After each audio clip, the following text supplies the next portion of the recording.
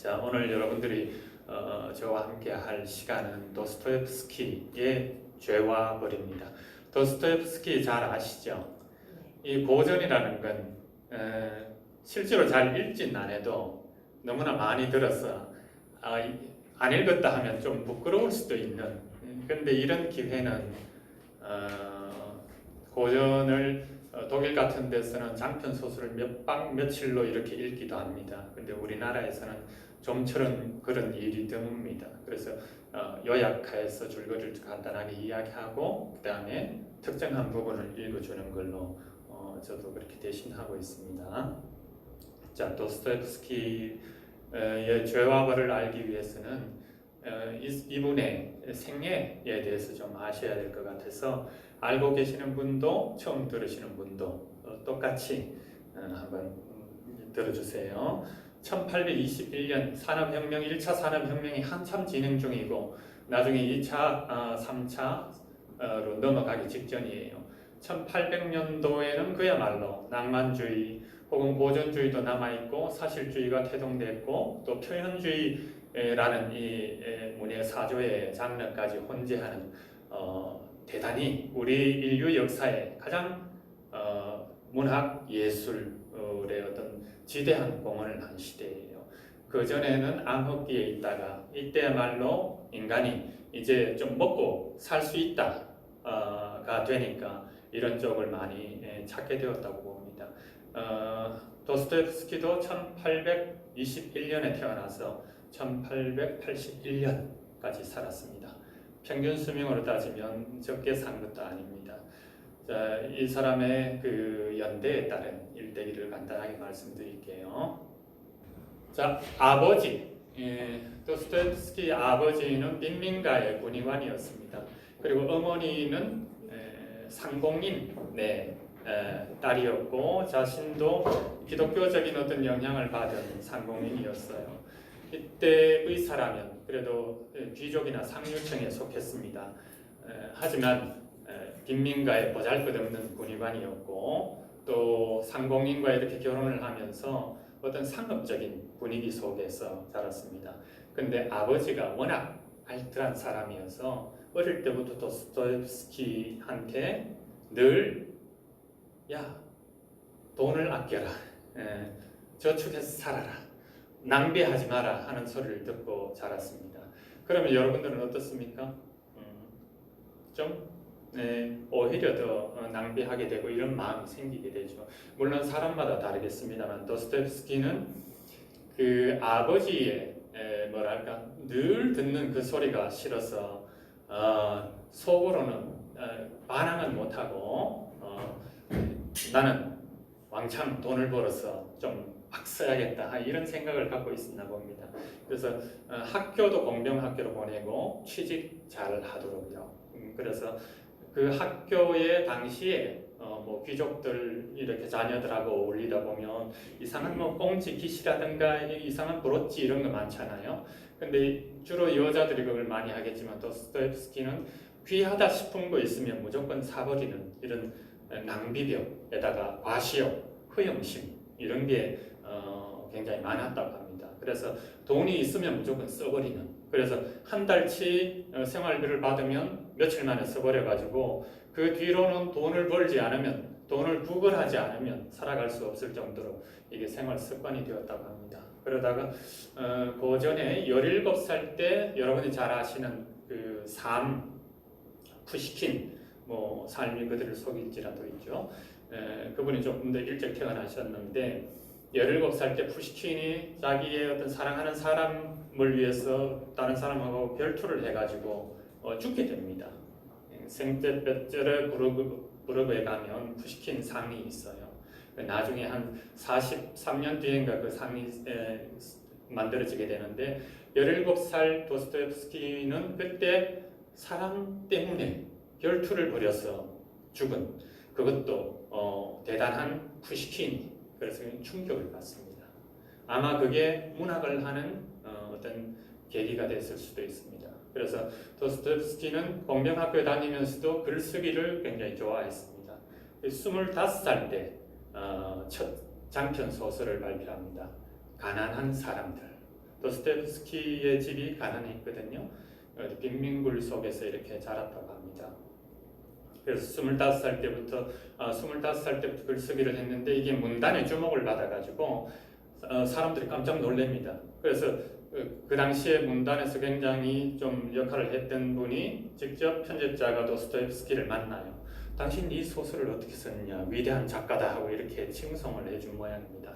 그때 도스토옙스키는 어깨가 쓱 올라가면서 나는 대단한 천재다, 작가다 이런 생각을 하게 된 모양이에요. 그래서 2번, 3번 계속 소설을 발표합니다만 연거푸 실패를 합니다. 그런 마음이 들어가는 소설이 잘 안 나오죠, 그죠? 그러던 중에 27살 때 어머니가 죽게 돼요. 어머니가 죽게 되면서 어머니가 갖고 있는 어떤 유산을 또 일부분 물려받습니다만 금세 탕진을 하게 됩니다. 39세 때인가 또 아버지가 돌아가시게 돼요. 근데 아버지는 그 농노, 그 당시에 농노 제도가 있었잖아요. 그 농노들에게 피살을 당합니다. 그래서 그 전에 그 어머니가 돌아가시고 난 뒤에 마음의 충격이 좀 컸겠죠. 그때 28살인가 때 그때는 제정 시대 말기였는데 니콜라이 1세라는 분이 그 황제였거든요. 그때 사회 분위기가 약간 공상적 사회주의로 이렇게 이행하는 과정이었어요. 지식인들이라든가 이런 사람들이 이렇게 335 모여서 몰방에서 무슨 뭐라 할까 학습 이런 거요. 그런 걸 하면서 야 우리 시대가 이제 이렇게 산업혁명이 일어나고 사유재산이 생기고 부가 축적되고 하다 보니까 노동자들의 삶이 옛날보다는 절대적으로 나아졌는데 상대적인 어떤 빈곤감 이런 것 때문에 사람은 상대적인 빈곤감에 견디기가 더 어렵잖아요. 그렇죠? 그래서 몇몇 사람들이 모여서 금요 모임이라는 걸 하게 돼요. 그 모임을 하다가 이것이 사회주의의 어떤 태동이었어요. 그래서 그게 황제에게까지 들어가서 체포가 됩니다. 거기 활동하던 모든 사람들이. 그래서 형장으로 당시 처음이라서 니콜라이 1세의 어떤 그게 있었겠죠. 그래서 그 형장에 서게 돼요. 서게 돼서 사형을 언도받습니다. 그래서 그 같이 다 잡혀온 사람들이 뭐죠? 뒤에 이렇게 십자가처럼 십자가는 아니고 기둥 있죠, 그죠? 그래 묶여가지고 이렇게 있어요. 도스토옙스키가 2번째로 사형 집행을 당할 처지고 첫 번째는 다른 사람, 3사람인가 이렇게 사형을 한데 겨누어총 했어요. 그래서 방아쇠를 쏘기 직전에 정갈이 옵니다. 여러분들을 살려주라는 황제의 특명이다. 대신 감형을 해서 노동형에 처하겠다고 이야기했어요. 그때 도스토옙스키는 깨닫습니다. 자기가 여태까지 낭비하고 했던 이런 거에 대해서 그다음 삶을 제대로 살지도 못하고 그냥 허영심에 사로잡혔던 이 찰나의 순간, 그게 나중에 도스토옙스키 문학에서 뭘로 나오는가 하면 순간의 미학, 문턱의 시간하고 평론가들은 이렇게 이야기합니다. 그 사형을 당하기 직전 5분 전의 그 시간 동안 도스토옙스키는 일생을 좌우할 어떤 메시지, 좌우명을 얻게 됩니다. 그래서 결국에 노동형에 처해져서 족쇄를 차고 유형 생활을 합니다. 그 8년간의 시간 동안 도스토옙스키는 그 살인자, 강간, 이 온갖 큰 범죄자들이 다 몰려있는 그곳에서 자기는 힘든 육체적인 생활에도 불구하고 그 관찰을 하게 됩니다. 아까 선생님께서 하신 것처럼 하루 동안 삶에 대해서 가장 궁금하다. 도스토옙스키도 그때부터 삶이란 무엇인가, 인간이란 무엇인가 이런 데 몰입하게 돼요. 그래서 형기를 무사히 마치고 돌아와서 글을 쓰기 시작했죠, 본격적으로. 근데 그럼에도 불구하고 자기가 처음에 습벽이 든 건 고치기 어려웠나 봅니다. 있는 돈은 다 써버리고 돈이 필요해서 그렇다면 취직하기는 싫고요. 재능은 문제가 있고 그럼 글을 쓰자. 그 당시에는 그런 사람이 들어 있었다고 합니다. 지금보다도 어쩌면 그 시대가 나았을 수도 있습니다. 문학을 해서 원고료를 받아서 그러면 짭짤한 수입으로 내가 좋아하는 거 하면서 삶을 영위할 수 있겠다고 생각을 했겠죠. 그래서 작품을 쓰기 시작합니다. 도스토옙스키의 원고지의 오른쪽 여백에는 뭔가 이상한 숫자들이 많이 쓰여 있대요. 그 숫자들은 뭐냐 하면 요 한 장당 돈으로 계산한 숫자예요. 그래서 내가 원고를 1000매를 쓰면 얼마 받겠다. 그렇다면 요거를 꼬박이 몇 번 해서 몇십 년 쓰면 집을 살 수 있겠다 하는 계산을 빽하게 이렇게 수정표시 대신에 돈 계산을 쫙 해놨다고 하는 일화가 있어요. 그래서 열심히 글을 썼습니다만은 그 도벽이 아니 그 뭐죠? 도박을 하게 됐습니다. 그런데 37세인가 마리아라는 사람하고 결혼을 해서 이혼을 하고 그 다음에 도박을 한참 하면서 글을 쓰면서 어떤 일이 있었냐면 출판사에서 워낙 도스토옙스키가 유명하다 하니까 그렇다면 원고를 청탁을 해가지고 당신의 장편 소설을 청탁을 한다고 이렇게 했나봐요. 한 1년 전에. 그래서 도스토옙스키는 무조건 오케이죠. 왜? 원고료로 연명을 해야 되니까.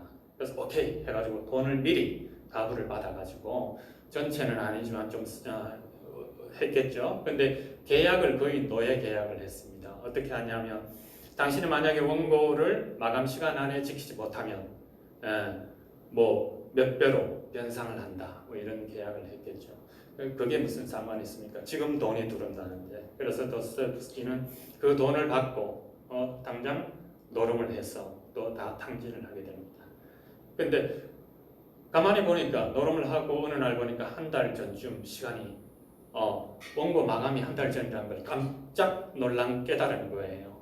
그걸 잊고 있다는데 잊고 있었진 않겠죠, 그죠? 근데 글로 써지지 않았을 겁니다. 노름하느라 뭐 지쳤겠죠.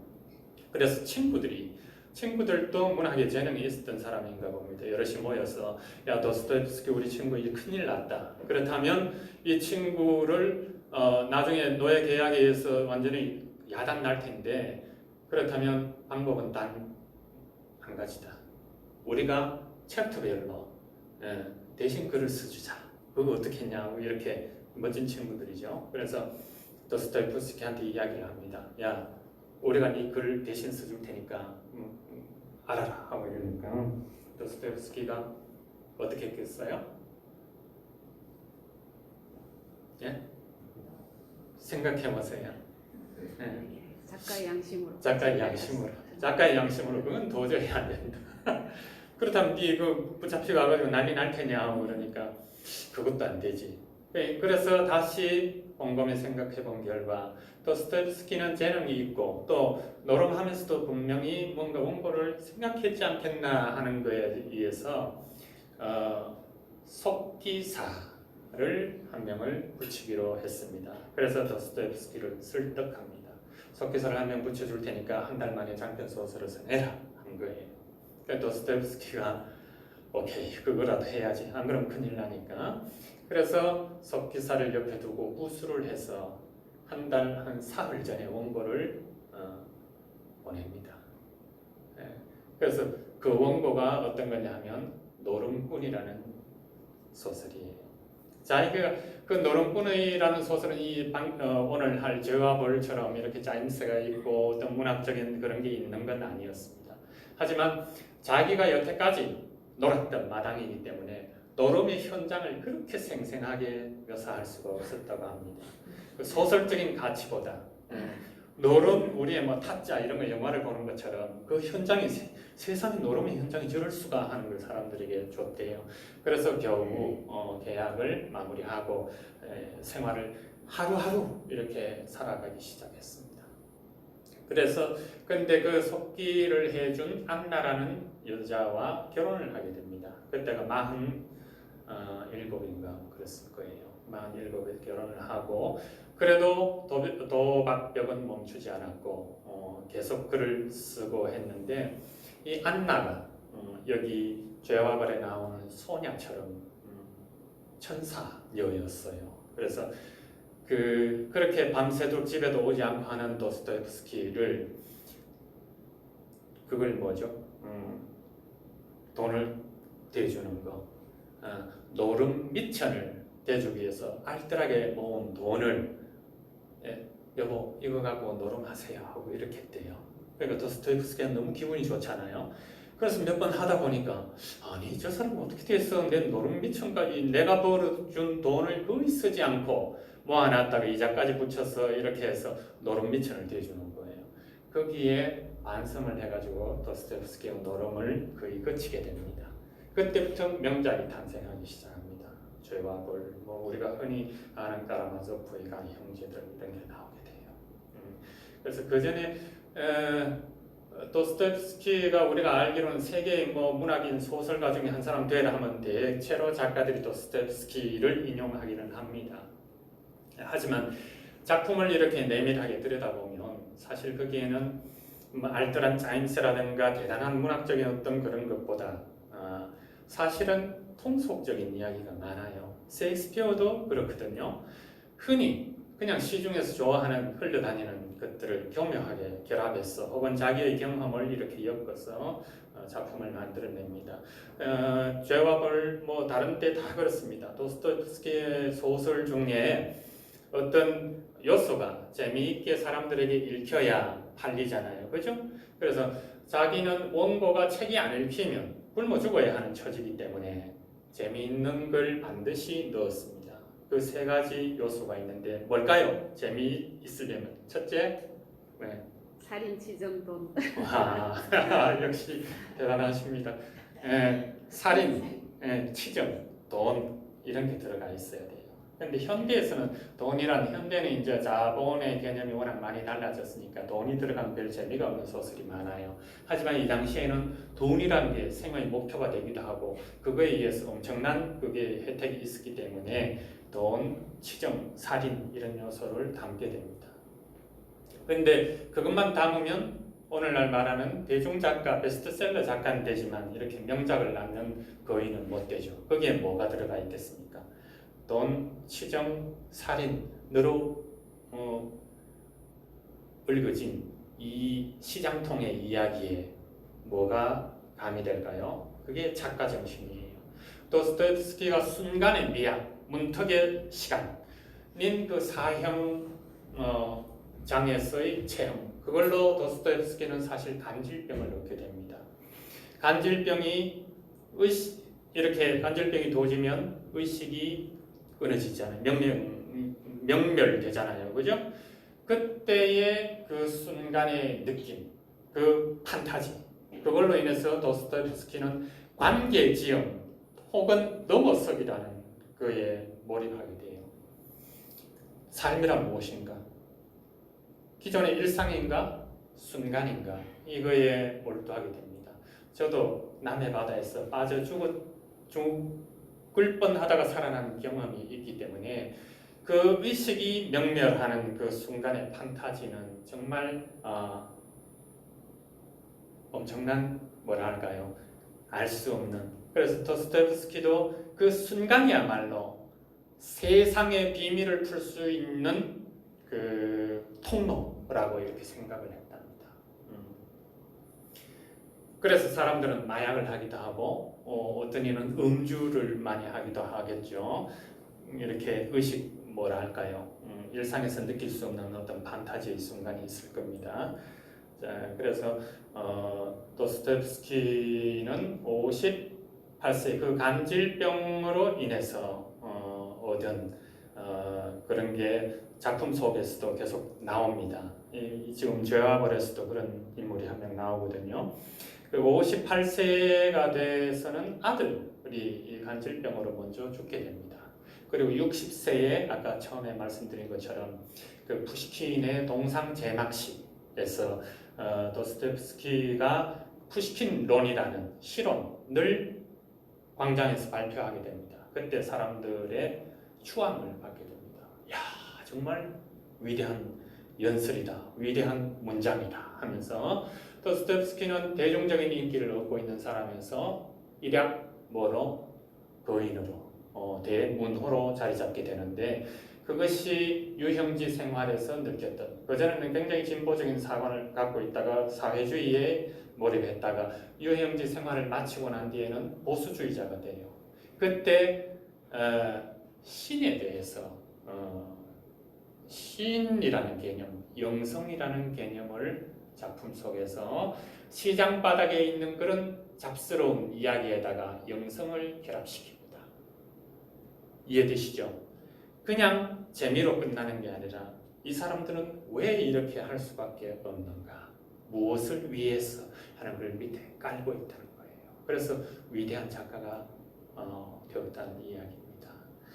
자, 그래서 나중에 61세 그 푸시킨의 동상 제막식을 하고 난 뒤에 여동생과 재산 상속 문제로 다툼을 하다가 각혈을 하게 돼요. 바로 죽습니다. 그래서 상제베테르부르크에 가면 대수도원에 도스토옙스키의 무덤이 있습니다.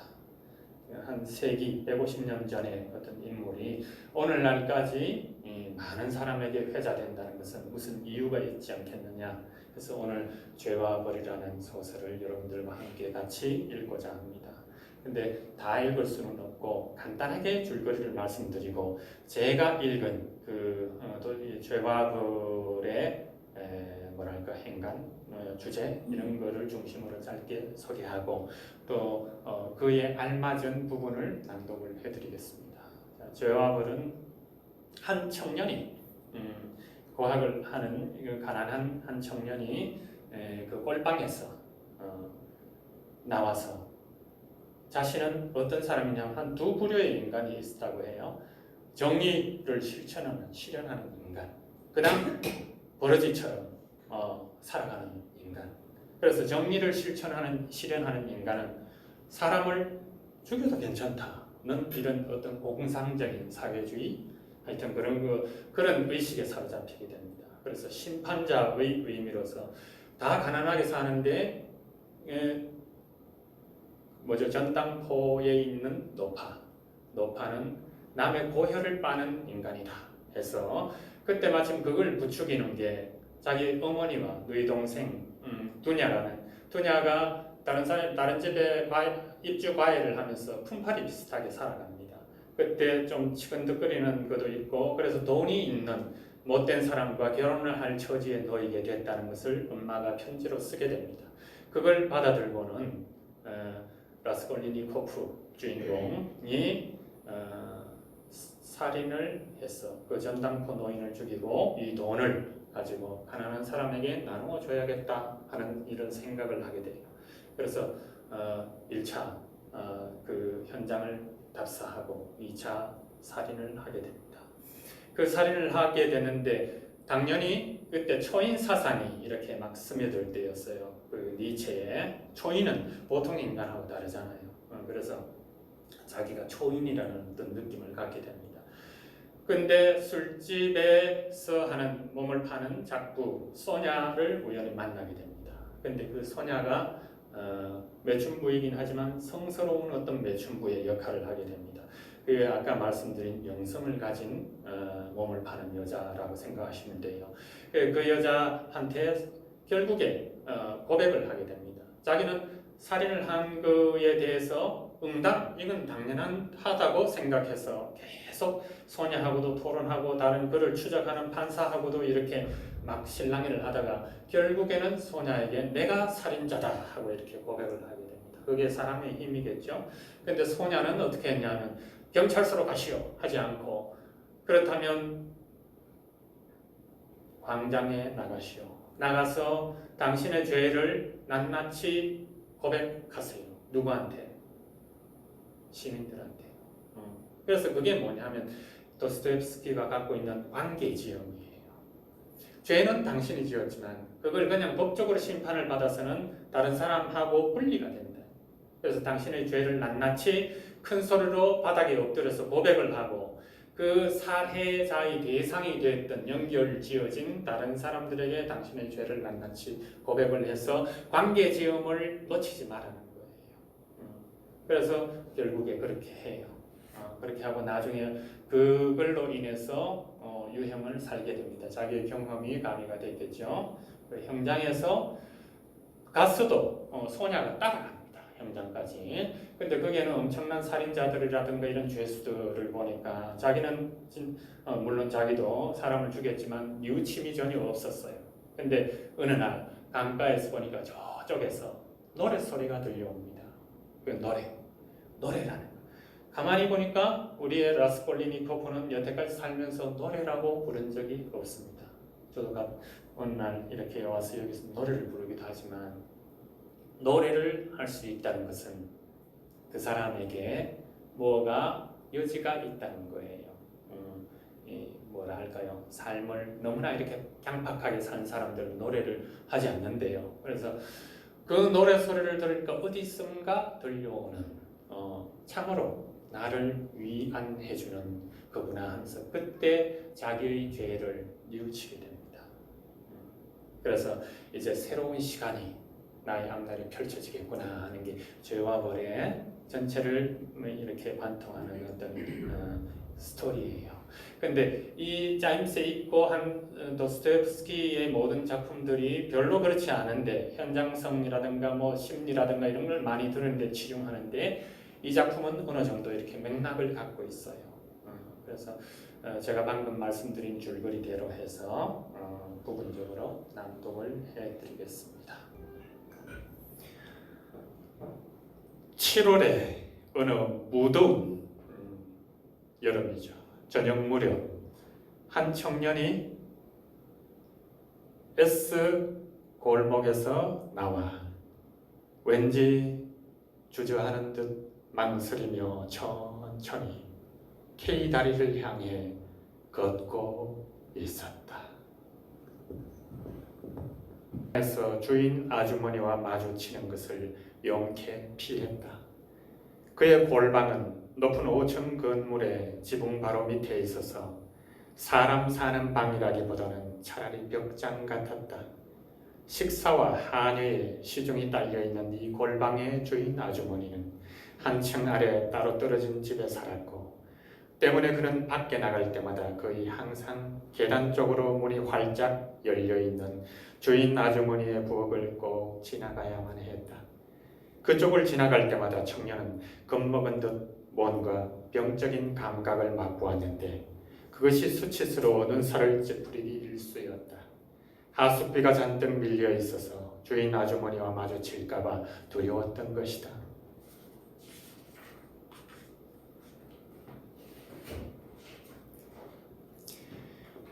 그렇다고 그가 원래 겁이 많고 주눅이 잘 드는 성격도 아니었다. 오히려 정반대였다. 하지만 언제부턴가 우울증과도 비슷한 신경질적이고 긴장된 상태가 되었다. 자신의 내면으로만 침잠하여 모든 사람으로부터 고립되어 있기 때문에 주인 아주머니뿐만 아니라 그 누구와도 마주치는 것이 두려웠다. 가난에 짓눌려 있기도 했다. 하지만 이 쪼들리는 처지도 최근 들어서는 별로 부담이 되지 않았다. 본질적으로는 주인 아주머니가 그에게 무슨 나쁜 짓을 꾸미든 그녀 따위는 두렵지 않았다. 하지만 계단에 멈추어 서서 자기와는 아무 상관도 없는 시시끌렁한 수다를 계속 하숙비를 내놓으라며 독촉하고 협박하고 징징 짜는 소리를 듣고 그 와중에 자기는 발뺌하고 사과하고 거짓말하고 할 바에는 정말 그럴 바에는 차라리 아무에게도 들키지 않고 어떻게든 고양이처럼 계단을 빠져나와 내빼버리는 것이 상책이었다. 그렇지만 이번에는 거리로 나오자 채권자와 마주칠까봐 조마조마했던 것이 그 스스로도 놀라웠다. 이렇게 큰 일을 꾸밀 생각이면서 동시에 이렇게 시시한 것을 두려워하다니. 그는 야릇한 미소를 머금으며 생각했다. 그렇다. 모든 것이 인간의 손에 달려있는데 오로지 겁을 먹은 탓에 모든 것을 놓쳐버린다. 이것이야말로 공리이다. 궁금하군. 사람들이 제일 두려워하는 것이 뭘까? 새로운 걸음?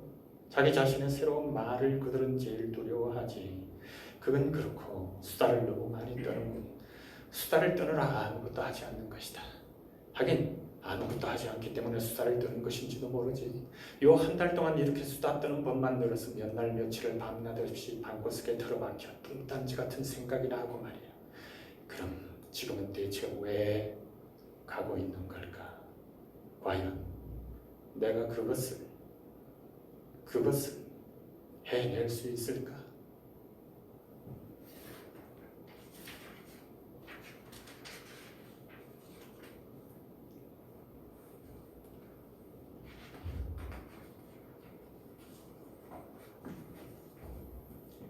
그때처럼 문이 빠끔히 열렸고 이번에도 미심쩍어하는 날카로운 두 눈이 어둠 속에서 그를 쏘아보았다.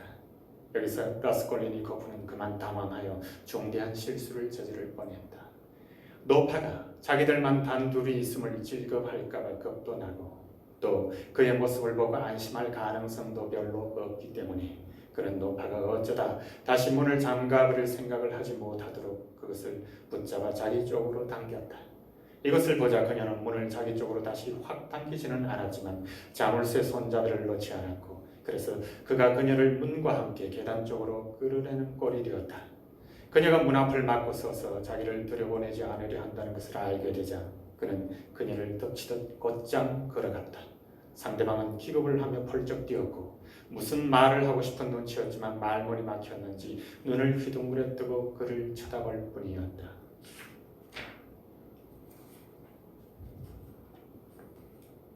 안녕하십니까? 알로나 이바노브나. 그는 되도록 끄리낌없이 말문을 열었지만 목이 영 말을 듣지 않아 소리가 툭툭 끊기고 파르르 들렸다. 저는 물건을 가져왔는데 차라리 저쪽으로 좀 들어갑시다. 빛이 있는 쪽으로. 그리고서 상대방이 그러라고 하지도 않았건만 그냥 무시하고서 곧장 방 안으로 들어갔다. 노파는 그의 뒤를 쫓아 달려갔다. 그제야 혀가 돌아가기 시작했다. 맙소사! 대체 무슨 일이요? 대체 뭐하는 양반이기에 왜 이러는 거요? 이런 알요나 이바노브나 아는 사이지 않습니까? 라스콜리니코프라고 여기 얼마 전 약속한 담보물을 가져왔습니다. 그러면서 그녀에게 담보물을 내밀었다. 노파는 담보물을 힐끗 쳐다보는가 싶더니만 곧장 불청객의 눈을 뚫어져라 응시했다. 주의 깊고 표독스럽고 미심쩍은 기색이 역력한 눈빛이었다. 1분 정도가 지났다. 그는 심지어 그녀의 눈에 이미 모든 것을 알아챘다는 듯 맹소 같은 것이 어리는 것처럼 여겨졌다. 자기가 당황하고 있다는, 거의 무서워하고 있다는 느낌이 들었는데 어찌나 무서웠는지 그녀가 말 한마디 없이 30초만 더 그렇게 노려본다면 도망이라도 칠 것만 같았다. 뭘 그리 쳐다보십니까? 꼭 사람을 못 알아보겠다는 투로? 그가 갑자기 역시나 표독스럽게 말했다. 괜찮으면 맡아주시고요. 아니면 딴 데로 가겠습니다. 시간이 없거든요. 이런 말을 할 생각은 아니었건만 갑자기 말이 저절로 튀어나왔다. 노파는 퍼뜩 정신을 차렸는데 고객의 단호한 의조에 고무된 모양이었다. 아니 학생, 왜 이렇게 갑자기? 대체 뭐요? 그녀가 담보물을 보며 물었다. 은제 담배값입니다. 지난번에 말씀드렸지 않습니까? 그녀는 한 손을 내밀었다. 안색은 또 왜 그리 창백한 거요? 어라, 손까지 벌벌 떨고 목욕이라도 하고 나온 거요, 학생? 요리 좀 나서요. 그가 툭툭 끊기는 말투로 대답했다. 안색이야 창백해질 수밖에요. 아무것도 묻지 못했거든요. 간신히 말을 내뱉으며 그는 이렇게 덧붙였다. 다시 기운이 빠져나갔다. 하지만 대답이 그럴듯해 보였는지 노파는 담보물을 받아주었다. 그래, 뭐요? 그녀는 다시 한번 라스콜리니코프를 유심히 살펴보고 손으로 담보물의 무게를 가늠하며 물었다. 물건이라니까요. 담배값. 은으로 된. 한번 보시죠. 어째 은이 아닌 것 같은데. 아이고 아주 꽁꽁 묶어놨구만. 그녀는 끈을 풀려고 안간 힘을 쓰며 창문 쪽, 즉 빛 쪽으로 몸을 돌리더니 몇 초 동안 그를 완전히 내버려두고 등을 돌린 채 서 있었다.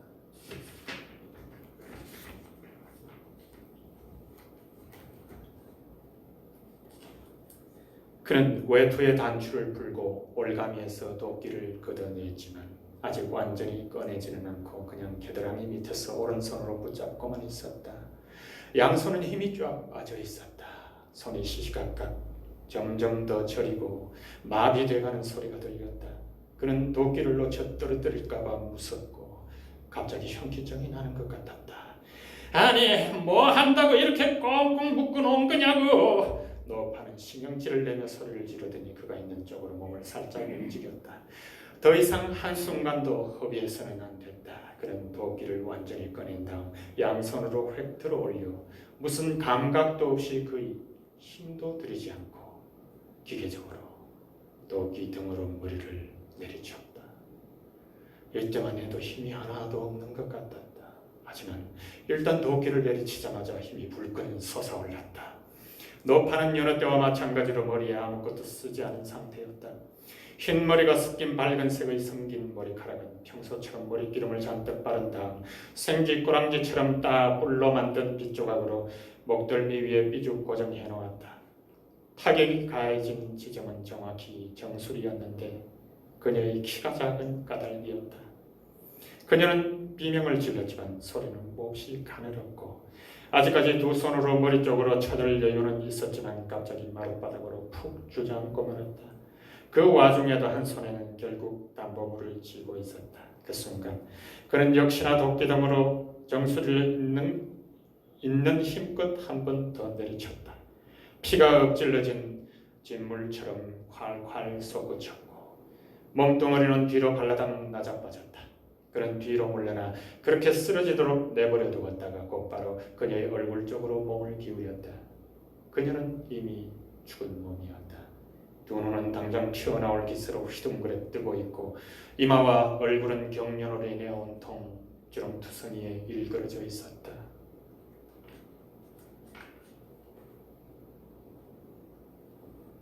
갑자기 노파가 있는 방에서 사람의 발소리가 들렸다.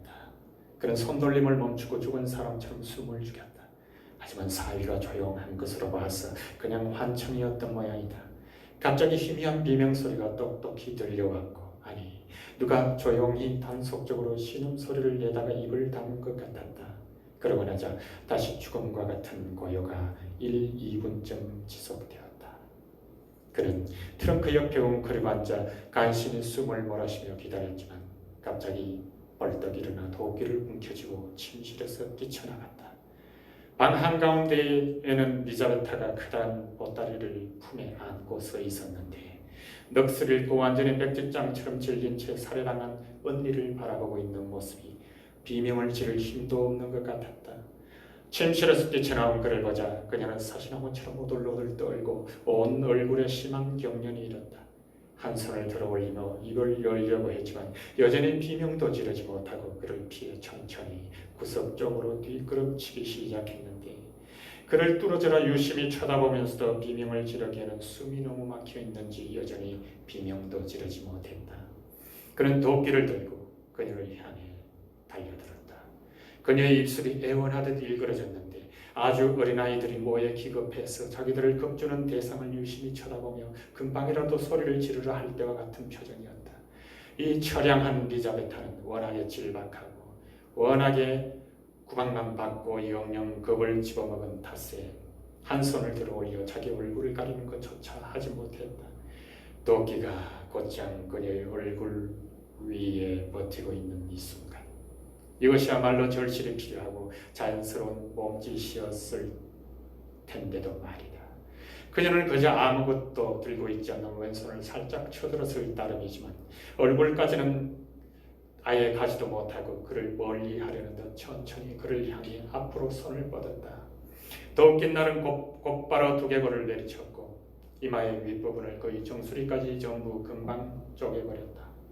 그녀는 그 자리에서 푹 쓰러져 버렸다.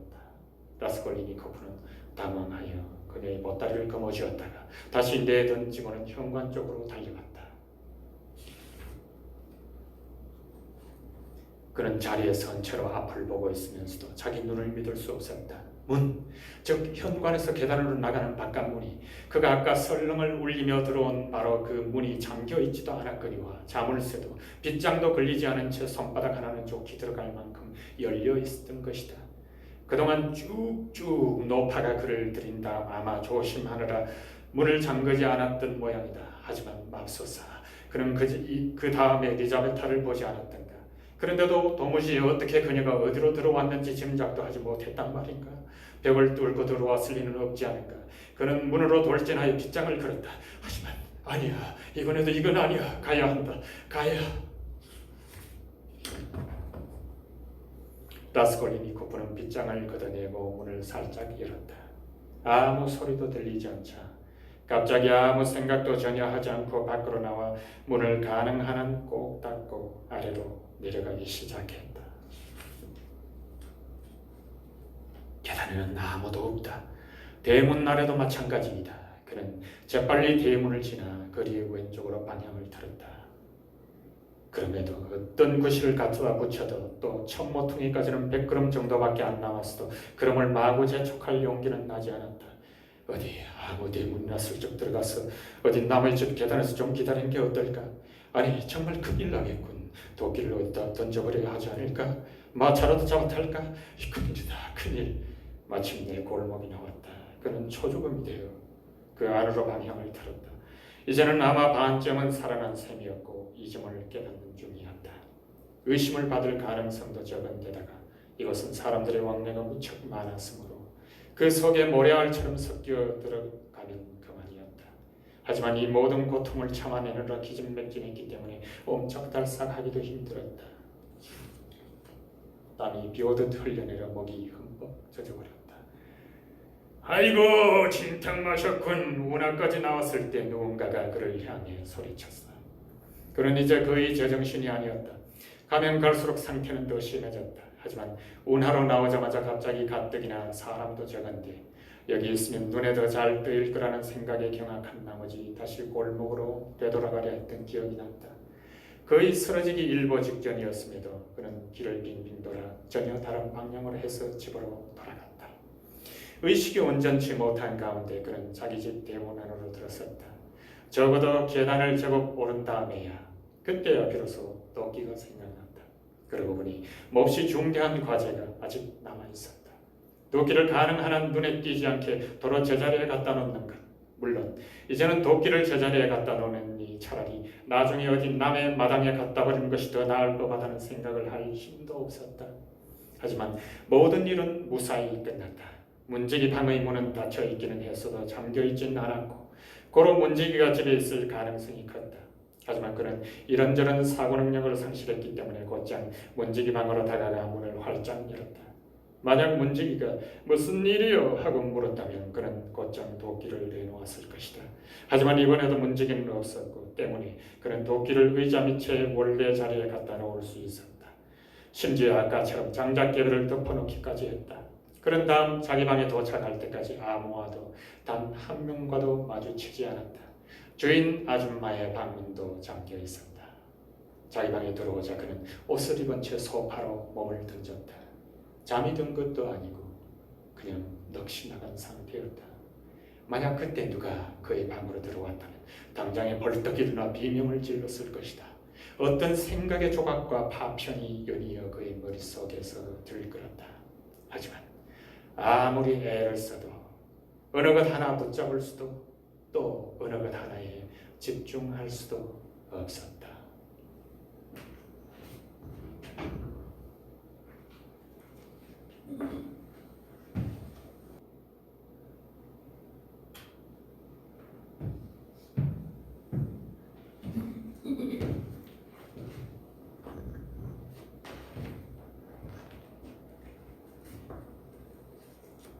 그는 아주 오랫동안 누워 있었다.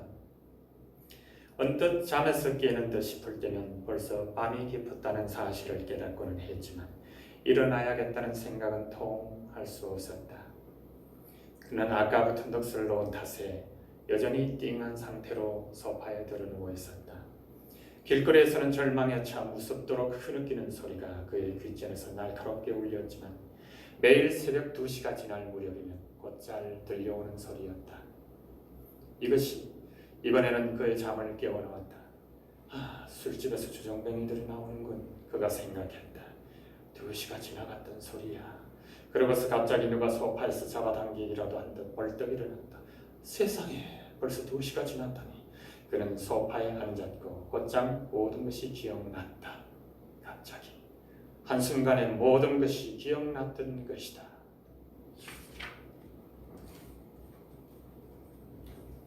첫 순간에는 미칠 것만 같은 생각이 들었다. 몸이 무섭도록 어슬어슬해졌다. 잠을 잘 때 이미 오래전부터 요리오른 탓이었다. 한데 지금은 갑자기 그의 이가 달달 떨리고 속이 통째로 뒤집힐 만큼 심한 오한이 났다. 그는 문을 열고 귀를 기울였다. 집 전체가 잠에 골아떨어졌다.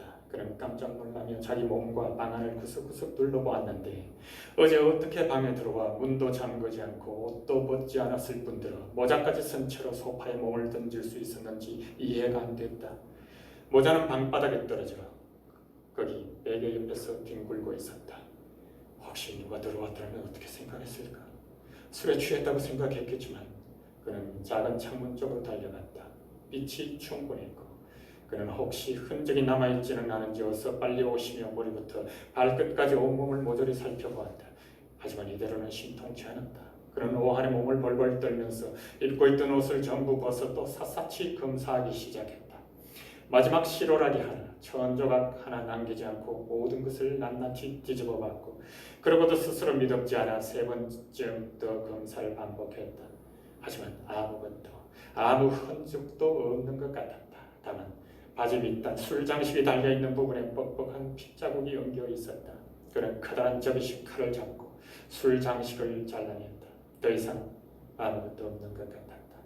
갑자기 노파이 트렁크에서 꺼내온 지갑과 물건이 지금까지 전부 자기 호주머니에 들어있다는 사실이 상기됐다. 지금까지 그것을 꺼내 숨겨야 한다는 생각조차 하지 않았던 것이다. 심지어 옷을 살펴본 지금도 그런 생각을 하지 않았다니. 대체 이건 뭔가? 그는 냉큼 물건을 하나하나 꺼내 책상 위로 던졌다. 모든 것을 꺼내놓고서도 주머니까지 다 뒤집어 또 무언가 남아있지 않을까 확인한 다음 물건 더미를 통째로 방구석으로 옮겼다. 그곳 방의 제일 구석 아래쪽에 벽지가 너들거리는 곳이 하나 있었다. 당장에 그는 모든 것을 이 구멍 종이 밑에 쑤시어 넣기 시작했다. 들어갔다. 지갑이든 뭐든 몽땅 눈앞에 사라져라. 그는 기쁜 마음으로 이렇게 생각하고는 자리에서 일어나 둔한 눈으로 방구석을 아까보다 훨씬 더 불룩해진 구멍을 바라보았다. 갑자기 그는 공포에 사로잡혀 몸을 부르르 떨었다. 맙소사. 절망에 빠져 그가 중얼거렸다. 내가 왜 이러지? 아니 이래놓고서 다 숨겼다고? 아니 이렇게 숨기는 법도 있나? 사실 그는 물건은 염두에 두지도 않았다. 돈만 있을 것이라 생각했기 때문에 숨길 것을 미리 준비해두지 못했던 것이다. 하지만 지금 난 뭐가 기쁘단 말이냐? 그가 생각했다. 아니 이렇게 숨기는 법이 어디 있어? 진짜로 이성이 나를 버리려나 보다. 기진맥진한 채 소파에 주저앉자 이내 참을 수 없는 오한이 또다시 몸이 바들바들 떨려왔다. 그는 옆쪽 의자에 놓여있던 학교 다닐 때 입었던 겨울용 코트를 따뜻하기는 해도 이미 거의 넉마나 다름없는 코트를 기계적으로 끌어당겨 몸을 감쌌고 그러자 잠과 미망이 또다시 한꺼번에 그를 덮쳤다. 그는 인사불성이 되었다. 5분도 채 되지 않아 그는 다시 벌떡 일어나서 당장 미친 듯 흥분한 상태로 다시 자기 옷으로 달려들었다. 어떻게 다시 잠들 수가 있었다. 뭐 하나 제대로 해놓은 것도 없이 이럴 줄 알았어. 겨드랑이 밑에 달아놓은 올가미도 여태껏 빼내지 않았으니 깜빡했어. 이를 깜빡하다니. 이런 물증을. 그런 올가미를 잡아당겨 얼른 갈겨갈기 찢어 베개 미쳐 7가지 속에 쑤셔넣기 시작했다. 어떤 경우에도 찢어진 아마포 조각이 혐의를 살 일은 없을 것이야. 그럴 거야. 그럴 테지. 그는 방 한가운데 서서 이렇게 되는 다음 통증이 느껴질 만큼 주의를 집중하여 혹시 또 깜빡한 것은 없는지 방바닥과 주변을 구석구석 살펴보기 시작했다. 그는 모든 것이 기억력이며 그냥 단순한 사고력마저도 자기를 버리려 한다는 확신이 들자 참을 수 없을 만큼 괴로워졌다. 뭐야? 과연 시작되는 걸까? 아니 징벌이 찾아오는 걸까? 저거 좀 봐. 정말 그렇다니까? 정말로 바짓단에서 잘라낸 술 장식 조각이 누가 들어오든 첫눈에 확 띄도록 방바닥 한가운데서 나뒹굴고 있지 않은가? 대체 내가 왜 이럴까? 그는 다시 안절부절 못하고 소리쳤다. 그때 그의 머릿속에 이상한 생각이 떠올렸다. 어쩌면 옷이 전부 피투성이일지도 모른다. 어쩌면 여기저기 얼룩이 져 있을지도 모른다. 하지만 자기 눈에만 보이지 않는 건 아닐까? 자기만 알아채지 못하고 있는 것은 아닐까? 사고력이 약해지고 초강하고 정신이 혼미해진 탓에 갑자기 그는 지갑도 피가 묻어 있었다는 사실이 떠올랐다. 이런, 그렇다면 호주머니에도 피가 묻었을 거야. 그때 피에 젖어 끈적끈적한 지갑을 호주머니 안에 넣었으니까. 그런 순식간에 호주머니를 뒤집었는데 아니나 다를까 호주머니 안감에 핏자국이 얼룩이 남아있었던 것이다. 그렇다면 이성이 완전히 나간 것은 아니며 사고력과 기억력도 있는 셈이야. 나 스스로 알아차리고 깨닫지 않는가? 의기양양하게 이런 생각을 하며 그런 기쁜 마음으로 깊은 안도의 한숨을 내쉬었다. 그냥 열 때문에 몸이 약해졌을 뿐이야. 잠깐 미망에 빠졌달까. 그러고는 바지 왼쪽 호주머니의 안감을 전부 뜯어냈다. 그 순간 햇빛이 왼쪽 구두를 비추었다. 구두에서 삐져나온 양말에 무슨 표식이 있는 것 같았다. 그는 구두를 벗었다. 이거야말로 정말 표식이군. 양말 끝이 전부 피에 흠뻑 젖었는 걸 분명히 그때 부주의하게 그 핏물 웅덩이를 밟은 탓일 거야. 하지만 이제 와서 이걸 어떡한다? 이 양말장이며 술장식이며 호주머니를 어디다 감추지? 그는 그것을 몽땅 한 손에 긁어모은 채 방 한가운데에 서 있었다. 베지카에 넣을까? 하지만 베지카를 제일 먼저 뒤질 텐데 태운다? 아니 뭘로 태워? 성냥도 없는데. 아니야, 차라리 어디 가서 전부 버리자. 그래, 차라리 버리는 편이 낫겠어. 그는 다시 소파에 앉으며 이렇게 되뇌었다. 지금 당장 꿈을 그리지 말고. 하지만 그러는 대신 그의 머리는 다시 베개 위로 기울어졌다. 다시 참을 수 없는 오한이 일면서 몸이 얼어붙는 것 같았다. 그는 다시 외투를 몸 위로 끌어당겼다. 그리고 오랫동안, 몇 시간 동안 바로 지금 더 미루지 말고 어디든 가서 전부 버리자. 눈앞에서 어서 빨리 싹 사라지도록 이라는 생각이 계속 발작적으로 어른거렸다. 그는 소파에서 몇 번이나 몸을 뒤척이며 일어나려고 했지만 이미 그럴 수 없었다. 그를 완전히 깨워놓은 것은 거세게 문을 두드리는 소리였다.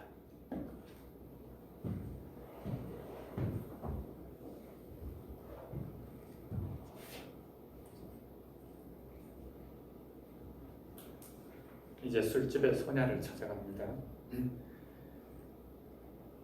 나 할 얘기가 있어 왔어. 라스콜리니코프가 얼굴을 찌푸리며 큰 소리로 말하더니 자리에서 일어나 소녀에게로 다가갔다. 상대방은 그를 향해 말없이 눈을 들었다. 그의 시선은 유달리 냉혹했으며 어떤 사나운 결의가 어려 있었다. 오늘 가족을 버렸어. 그가 말했다. 어머니와 동생은 말이야. 이제는 그들에게 가지 않을 거야. 인연을 완전히 끊었거든. 대체 왜요? 그 안이 벙벙해진 소녀가 물었다. 아까 그의 어머니 여동생과 만났던 일이 그녀에게도 불분명하긴 했지만 어떻든 예사롭지 않은 인상을 남겼다. 인연을 끊었다는 얘기를 들으며 그녀는 그의 공포감에 사로잡혔다. 지금 나한텐 당신밖에 없어. 그가 덧붙였다. 함께 가는 거야. 그래서 난 당신을 찾아온 거야. 우린 모두 저주받은 몸이니까 함께 가는 거야. 그의 눈이 번뜩였다. 번쩍 미친 사람 같다. 소녀는 자기대로 이렇게 생각했다. 어디를 가자는 거예요? 그녀가 두려움에 떨며 이렇게 묻더니 저도 모르게 뒤로 움찔 물러섰다. 난 널 어떻게 알겠어? 내가 아는 건 오직 우리의 길이 같다는 것뿐이야. 이 점은 확실히 알고 있지. 그뿐이야. 목적지가 같다는 것. 그녀는 그를 바라보면서도 아무것도 이해하지 못했다. 오직 그가 끔찍이 더없이 불행하다는 것만을 이해했을 뿐이다. 당신이 저들에게 말해도 저들 중 누구도 아무것도 이해하지 못할 거야. 그가 계속했다. 그런데 난 깨달았어. 나에겐 당신이 필요해. 그래서 이렇게 당신을 찾아온 거예요. 무슨 말인지 모르겠어요. 소녀가 중얼거렸다. 나중에 이해하게 될 거야. 결국 당신도 똑같은 짓을 한 셈이잖아. 당신도 역시 넘어섰으니까. 넘어설 수 있었으니까. 당신은 자살을 한 거나 다름없어. 당신 자신의 삶을 파멸시켰으니까. 이거나 저거나 매 한 가지야. 당신 맑은 정신과 이성으로 살아갈 수도 있을 것만 결국 샘나냐 광장에서 끝장을 보게 되겠지. 하지만 당신은 견딜 수 없을 테고 혼자 남게 되면 나처럼 미쳐버리고 말걸. 당신도 지금 정신이 나간 여자 같아. 그러니까 우리는 함께 가야 해. 같은 길을 가자. 대체 왜요? 왜 그런 말을 하는 거예요? 소냐가 그의 말에 이상하고도 격렬하게 흥분하며 말했다. 왜냐고? 어쨌든 이대로 있을 수는 없으니까. 바로 그 때문이야. 끝으로 진지하고 직접적으로 판단해야 돼. 하나님이 용납하지 않을 거라면 어린애처럼 울고불고 소리를 질 게 아니라. 자, 정말로 내일이라도 당신이 병원에 실려가면 어떻게 되겠어? 저쪽은 제정신도 아닌데다가 폐병장이라서 곧 죽을 텐데 그럼 아이들은? 과연 보네치카가 파멸하지 않을 것 같아? 정말로 여기 골목마다 애 엄마들이 내보내서 구걸하고 다니는 아이들을 보지 못했어? 나는 그들의 엄마들이 어디 살고 어떤 처지인지도 알아봤어. 그런 그곳에는 아이가 아이로 지낼 수도 없어. 거기서는 7살만 돼도 음탕에 찌들고 도둑이 되거든. 사실 아이들이야말로 그리스도의 형상인데 하늘나라는 그들의 것이다. 그분은 아이들을 존경하고 사랑하라고 명령했지. 그들이 미래의 인류라고. 그래서 어떻게 하란 말이에요? 소냐가 히스테릭하게 울고 두 손을 비비며 견이었다. 어떻게 하냐고? 부셔버려야 할 것은 단번에 영원히 부셔야 해. 그것뿐이야? 그리고 고통은 혼자 짊어지는 거야. 어때? 이해가 안 돼? 나중에 이해하게 될 거야. 자유와 권력을, 무엇보다도 권력이라는 것을, 벌벌 떨고 있는 모든 피조물과 모든 개미집에 대한 권력을. 바로 이게 목적이야. 이걸 기억해도 이것이 당신에게 보낸 나의 송별사야. 어쩌면 당신과 얘기를 나눈 것도 이게 마지막일지도 몰라. 내가 내일 오지 않고 당신 스스로 모든 얘기를 듣게 된다면 그때 지금이 이 말을 기억해줘. 나중 세월이 좀 흐르면 살아가면서 언젠가 이 말이 무슨 뜻인지 이해하게 될 거야.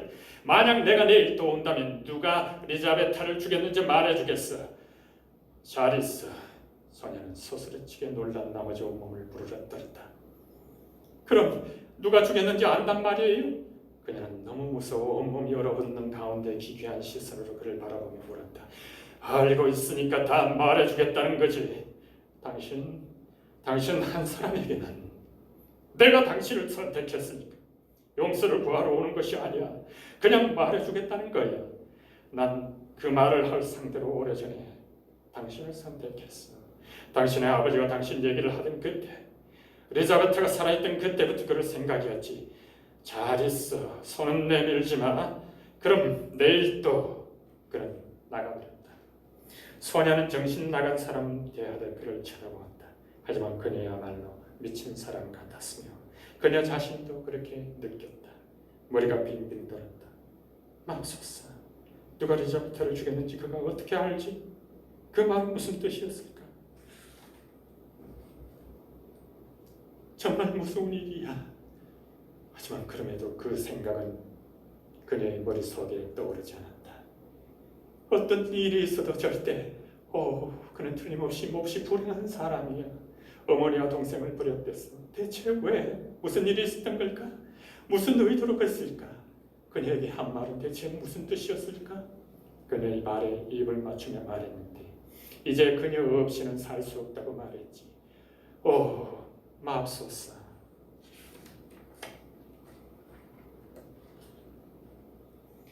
왜 그래요?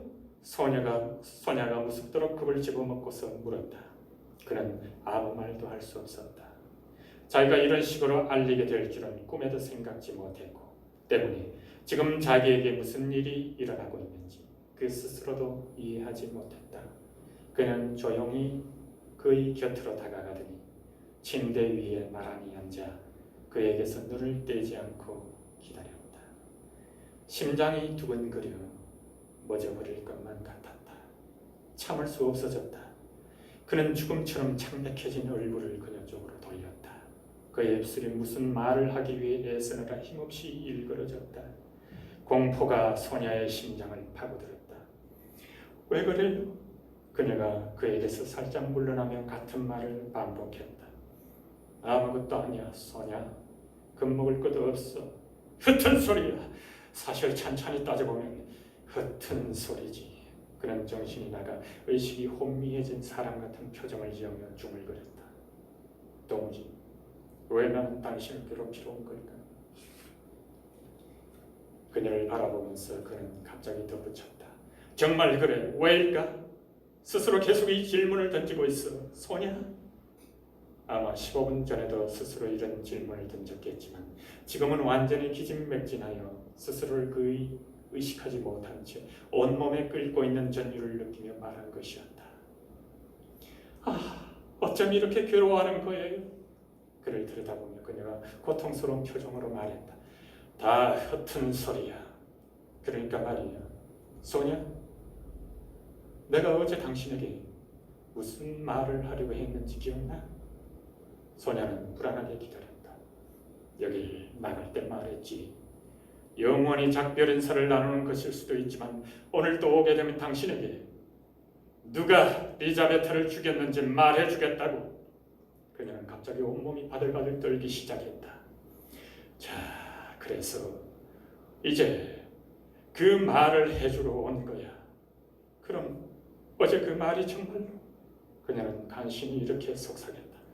대체 어떻게 아는 거죠? 그녀가 갑자기 정신이 번쩍 드는지 재빨리 물었다. 소녀는 숨쉬기가 점점 더 힘들어졌다. 얼굴도 점점 더 창백해져갔다. 난 알고 있다니까. 그녀는 잠시 침묵했다. 그 사람, 그 살인자를 찾았대요? 예? 그녀가 조심스럽게 물었다. 아니, 못 찾았어. 그럼 당신이 그걸 어떻게 알죠? 그녀는 또다시 잠시 침묵했다가 그의 직후에 거의 들릴락말락한 소리로 물었다. 그는 그녀 쪽으로 몸을 돌려 그녀를 뚫어져라, 그야말로 뚫어져라 쳐다보았다. 알아맞혀봐. 그가 아까처럼 힘없이 일그러진 미소를 지으며 말했다. 그녀는 온몸에 경련이 있는 것만 같았다. 당신, 대체 왜 나를 이렇게 놀래키는 거예요? 그녀가 어린아이처럼 미소를 지으며 말했다. 그러니까 난 그 사람과 절친한 친구란 소리지. 내가 알고 있다면 말이야. 라스닉 꼴레니코프는 이미 그녀의 얼굴에서 눈을 뗄 힘이 없는지 계속 집요하게 그녀를 바라보며 말을 이어갔다. 그는 이 리자베타는 죽일 생각이 없었어. 그는 그녀를 어쩌다 그만 죽인 거야. 그는 노파를 죽일 생각이었지. 노파가 혼자 있을 때 그리고 갔던 거야. 한데 그때 엘리자베타가 들어왔어. 그래서 그만 그녀도 죽인 거야. 끔찍한 순간이 더 흘러갔다. 둘 다 계속 서로를 쳐다보고 있었다. 이러도 못 알아맞히겠어. 그는 갑자기 이렇게 물어봤는데 종로 아래로 몸을 던진 것 같은 느낌이었다. 아, 아니요. 소녀가 거의 들릴락말락 속삭였다. 잘 생각해봐. 이 말을 하자마자 또다시 예의 그 익숙한 어떤 감각에 사로잡히며 갑자기 영혼이 얼어붙었다. 그녀를 쳐다보니 갑자기 그녀의 얼굴에서 리자베타의 얼굴이 보이는 것 같았다. 그는 그때 자기가 도끼를 들고 리자베타 쪽으로 다가갈 때 그녀의 얼굴 표정이 어땠는지 생생하게 기억했다. 그녀는 그를 피해 벽 쪽으로 물러나며 한 손을 앞으로 내밀었는데 꼭 어린아이가 갑자기 뭔가에 소스라치게 놀란 나머지 자기를 겁주는 대상을 꼼짝도 하지 못하고 불안한 시선으로 쳐다보면서 뒤로 움찔 물러나 고사리 손을 앞으로 뻗고 금방이라도 울음을 터뜨릴 것만 같은 모습. 그야말로 어린이다운 경악의 표정이었다. 지금 소녀에게도 거의 똑같은 일이 일어난다. 그녀는 역시나 힘없이, 역시나 그런 경악의 시선으로 얼마 동안 그를 쳐다보더니 갑자기 왼손을 앞으로 아주 살짝 뻗으며 손가락으로 그의 가슴팍을 꽉 누른 채 천천히 침대에서 몸을 일으키면서 점점 더 그에게서 멀어졌고 그를 응시하던 시선도 점점 더 굳어졌다. 그녀의 공포가 갑자기 그에게도 전해졌다. 똑같은 경악이 그의 얼굴에도 어리는 것 같았고 끝없고 그런 표정으로 거의 저 어린아이 같은 미소를 지으며 그녀를 쳐다보기 시작했다. 알아맞혔어? 그가 마침내 속삭였다. 맙소사! 그녀의 가슴 속에서 끔찍한 절규가 터져나왔다. 그녀는 맥없이 침대로 쓰러져 베리의 얼굴을 파묻었다. 하지만 금방 몸을 일으켜 재빨리 그에게 다가가서는 양손을 붙잡고 자신의 가느다란 손가락으로 꼭 움켜쥐었으며 또다시 그 자리에 들러붙을 것처럼 꼼짝도 않고 그의 얼굴을 들여다보기 시작했다. 이 최후의 필사적인 응시를 통해 모든 최후의 희망이라도 찾아내 붙잡고 싶었다. 하지만 희망은 없었다. 의심의 여지가 전혀 없었던 것이다. 그 모든 것이 그대로였다. 나중에 훗날 이 순간이 떠올랐을 때도 그녀는 이상하고 또 경이로운 느낌이 들었을 테다. 즉 그때 대체 어떻게 그토록 즉시 더 이상 의심의 여지가 전혀 없다는 것을 알았을까? 가령 그녀가 원래부터 이런 종류의 뭔가를 예감했노라고 말할 수는 없지 않은가? 그런데도 지금 그가 이 말을 하자마자 그녀는 갑자기 정말로 바로 이런 것을 예감한 것 같은 느낌이 들었다. 됐어, 소냐, 충분해. 날 괴롭히지 마. 그가 고통스러워하며 애원했다. 그는 그녀에게 이런 식으로 털어놓게 될 줄은 꿈에도 생각지 못했지만 이런 식이 되어버렸다. 그녀는 정신이 나간 사람처럼 벌떡 일어나 양손을 비비며 방 한가운데까지 갔다. 하지만 재빨리 돌아와서 다시 그의 어깨가 맞닿을 정도로 그의 옆에 나란히 붙어 앉았다. 갑자기 그녀는 무엇에 찔린 것처럼 몸을 부르르 떨며 소리를 지르더니 왜 그러는지 자신도 모른 채 그의 앞에 몸을 내던지고 무릎을 꿇었다. 어쩌자고 자기 자신에게 그런 짓을 저질렀어요. 그녀는 절망에 차 이런 말을 내뱉으며 무릎을 펴고 벌떡 일어나더니 그의 목으로 달려들어 그를 끌어안고 두 손에 꼭 힘을 주었다. 라스콜리니코프는 뒤로 움찔 물러나더니 슬픈 미소를 지으며 그녀를 바라보았다. 당신은 정말 이상한 여자였소냐. 그것을 얘기했는데도 날 끌어안고 입을 맞추다니 제정신이 아닌 모양이지. 아니 지금 온 세상을 통틀어 당신보다 더 불행한 사람은 아무도 없어. 그녀는 그의 말을 듣지도 않고 미친 듯 흥분하여 이렇게 외치더니 갑자기 히스테릭 발작이라도 난 것처럼 목 놓아 울기 시작했다. 이미 오랫동안 맛보지 못한 감정이 파도처럼 그의 영혼 속으로 밀려들어와 순식간에 영혼을 부드럽게 해주었다. 그는 그 감정에 저항하지 않았다. 눈에서 눈물 두 방울이 흘러나와 속눈썹에 맺혔다. 그럼 날 부르진 않겠지, 소냐? 그는 희망 같은 것이 담긴 시선으로 그녀를 보며 말했다. 그럼 언제까지나 그 어디서도? 소냐가 소리쳤다. 당신을 따라가겠어. 어디라도 따라가겠어. 맙소사. 난 불행한 여자야. 대체 왜 당신을 더 빨리 알지 못했을까? 왜 당신은 더 빨리 와주지 않았지? 맙소사. 자, 이렇게 왔잖아. 이제 어떡한담. 함께. 그는 인사불성이 된 사람처럼 같은 말을 되뇌이며 그를 다시 끌어안았다. 유형제라도 당신과 함께 가겠어.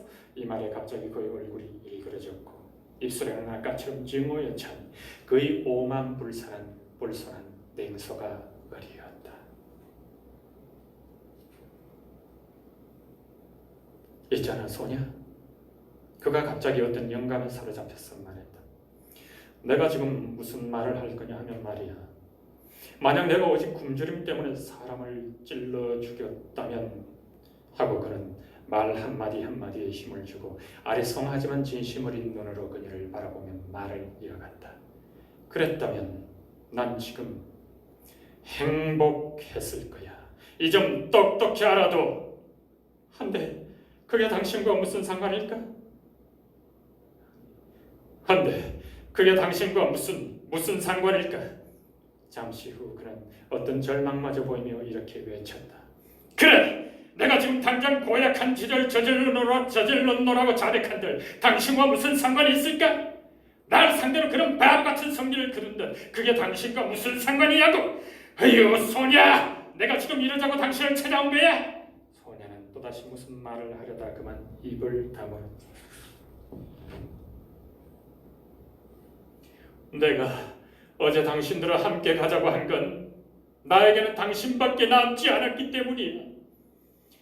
어딜 가자는 거지? 소냐가 겁먹은 듯 물었다. 도둑질을 하자는 것도 살인을 하자는 것도 아니니까 염려하지 마. 그런 일 때문은 아니야. 그가 신랄한 조소를 머금었다. 우린 전혀 다른 부류의 인간이니까. 그런데 소냐, 난 이제야 지금에야 비로소 내가 어제 당신들을 어디를 함께 가자고 한 것이 것인지 깨달았어. 어제 그렇게 권유할 때만 해도 난 어디인지는 잘 몰랐거든. 함께 가자고 한 것도, 그렇게 다녀갔던 것도 목적은 하나야. 나를 버리지 말아달라는 거지. 버리지 않을 테지, 소냐. 그녀는 그의 손을 꼭 쥐었다. 그는 고통스러워하며 그녀를 바라보았다. 정말로 어떻게 됐냐 하면, 그는 생각을 붙였는지 이렇게 말했다. 실은 이랬던 거야.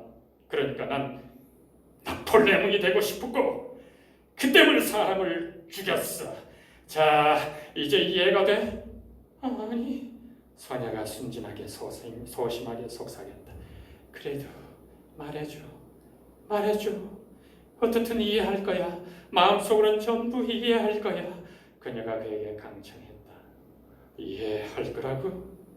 그래, 좋아. 어디 한번 보자.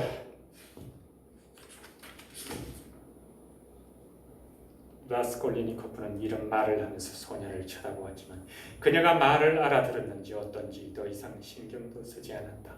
신열이 확 올랐다. 그는 어떤 음울한 황홀경에 빠져 있었다. 정말로 너무나 오랫동안 누구와도 얘기를 나누지 못했던 것이다. 소녀는 이 음울한 신조가 그의 신앙이자 법칙이 되었음을 이해했다. 난 그때 깨달았어, 소녀. 그가 황홀해하며 말을 이어갔다. 권력이란 오직 감행하는 자, 즉 그것을 마음에 두고 쟁취하려는 자에게만 주어진다는 것을, 여기에는 오직 하나만 있으면 돼. 감행하기만 하면 된다는 것. 그때 내 평생 처음으로 한 가지 생각이 떠올랐는데, 나 이전에는 아무도 결코 생각도 하지 못했던 것이지. 아무도. 갑자기 내 눈앞에 태양처럼 선명하게 떠오르는 생각이란, 어떻게 지금까지 단 한 명도 이 모든 터무니없는 현상을 지나칠 때 그냥 그것의 꼬리라도 붙잡아 내동댕이 치지 못했을까? 어떻게 지금도 그러지 못할까 하는 거야. 나는 감행하고 싶었고 그래서 죽였어. 그저 감행하고 싶을 따름이야. 소냐, 바로 이게 이유의 전부야. 아무 말 말아요. 아무 말도. 소냐가 손뼉을 탁 치며 소리쳤다. 당신은 하나님에게서 멀어졌어요. 하나님의 저주를 받아 악마에게 넘겨진 사람이에요. 말이 나왔으니 말인데, 소냐, 내가 어둠 속에서 드러누워 줄곧 무언가에 골몰했을 때 그거야말로 악마가 나를 흘린 것은 아니었을까? 응? 아무 말도 하지 말라니까요. 비웃지도 말아요. 신성모독이나 일삼고 아무것도 이해하지 못하면서, 오 주님, 이 사람은 아무것도 이해하지 못할 거예요.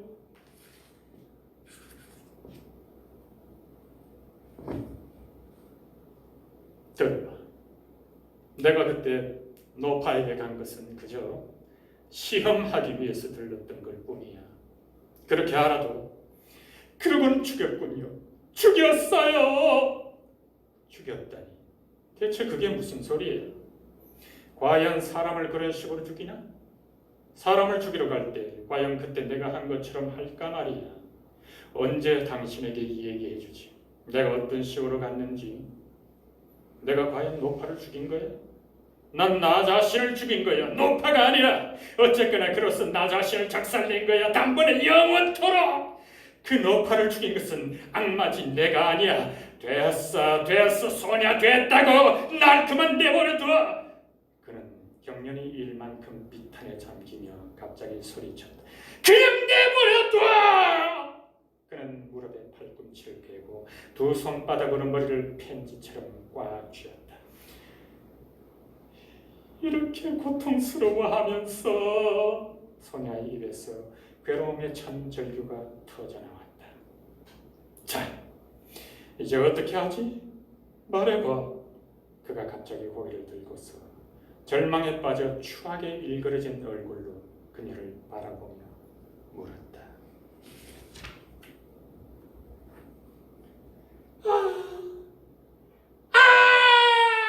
소냐가 경악하며 소리를 질렀다. 아니, 왜 소리를 질러? 내가 유형을 가길 바라더니 이제 와서 경악하는 건 또 뭐야? 다만 나는 호락호락 넘어가지는 않을 거야. 아직은 놈들과 싸워볼 테고 놈들은 아무 짓도 못할 거야. 놈들은 진짜 증거가 없거든. 이제 나는 큰 위험에 처했기 때문에 완전히 끝장났다고 생각했어. 근데 오늘은 사정이 좋아졌지. 놈들의 정글한 죄다 양날의 칼이라서 난 놈들의 기소 내용을 나에게 유리한 쪽으로 돌릴 수 있어. 이해하겠어? 또 그렇게 할 거야. 이제 요령도 터득했거든. 하긴 그래 본들 분명히 나를 감옥에 집어넣을 거야. 한 가지 사건이 아니었으면 오늘라도 분명히 집어넣었을 테고 심지어 오늘 정도로 이제라도 집어넣을지 모르지. 단 이건 아무것도 아니야. 소냐, 좀 틀어박혀 있으면 풀어줄 테니까. 놈들에게 진짜 증거는 하나도 없고 앞으로도 없을 거야. 장담해. 놈들이 갖고 있는 것만으로 사람을 쳐놓을 수 없거든. 그래, 됐어. 나는 오직 당신이 알았으면 해서 동생과 어머니라면 어떻게든 그들이 실망하지 않도록 또 놀라지 않도록 노력할 거야. 하긴 동생은 이제 형편이 제법 안정된 것 같고 그러니까 어머니도 마찬가지겠지. 자, 이게 다야. 어쨌거나 조심해. 내가 감옥에 있으면 와줄 건가? 그럼 가고 말고. 두 사람은 폭풍에 휩쓸려 외따로 텅 빈 해안가에 버려진 자들처럼 슬픔에 비탄에 잠긴 채 나란히 앉아 있었다. 그는 소냐를 바라보며 그를 향한 그녀의 사랑이 얼마나 깊은지를 느꼈는데 이상하게도 자신이 이렇게 사랑을 받는 것이 갑자기 힘겹고 고통스러워졌다. 그렇다. 이것은 이상하고 끔찍한 감각이었다. 소냐에게 올 때만 해도 자신의 모든 희망과 모든 출구가 그녀에게 있다고 느꼈다. 자기 고뇌를 일부분이나마 드러낼 수 있으리라는 생각도 했다. 그런데 지금 갑자기 그녀의 모든 마음이 자기에게로 향하자 그는 갑자기 자기가 이전과 비교할 수도 없을 만큼 불행해졌음을 느끼고 의심했다.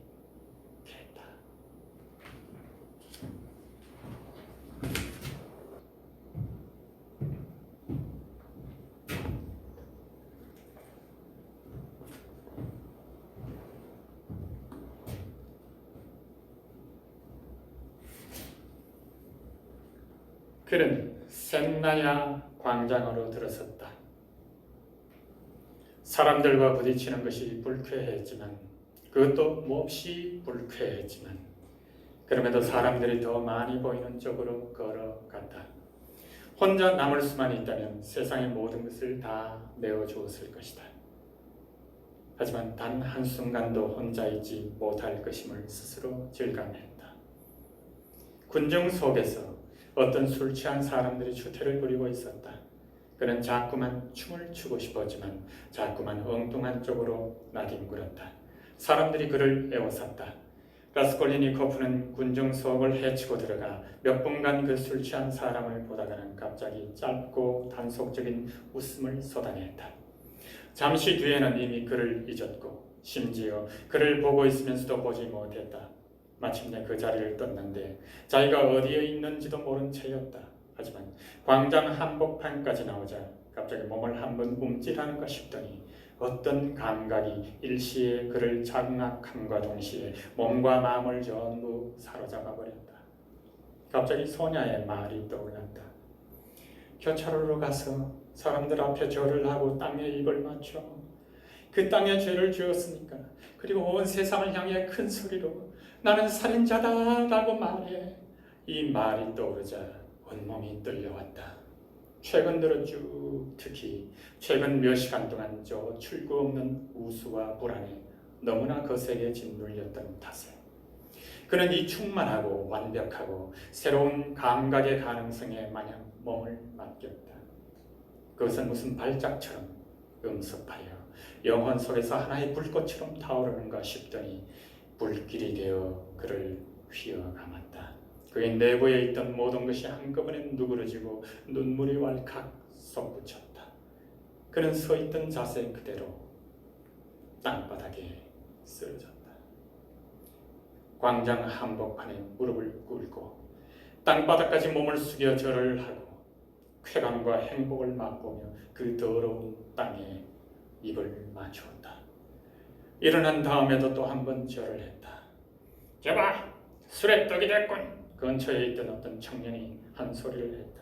웃음소리가 울려 퍼졌다. 이건 말이요, 저 양반이 예루살렘으로 떠나던 참에 여러 번 자식들과 조국의 작별 인사를 고하고 온 세상을 향해 절을 하고 수도인 상대 뱃절을 고르고 와 그 토양에 입을 맞추는 거라고 술에 취하였던 소시민이 덧붙였다. 아직 새파랗게 젊은데. 또 다른 누군가가 끼어들었다. 귀족 출신인 것 같아. 누군가 엄정한 목소리로 한 소리를 했다. 요즘 누가 귀족이고 누가 아닌지 통분간할 수가 있어야지. 이 모든 품평과 얘기가 라스콜리니코프를 억제하는 바람에 혀끝에서 맴돌듯 내가 죽였다라는 말도 속에서 쓰러지고 말았다.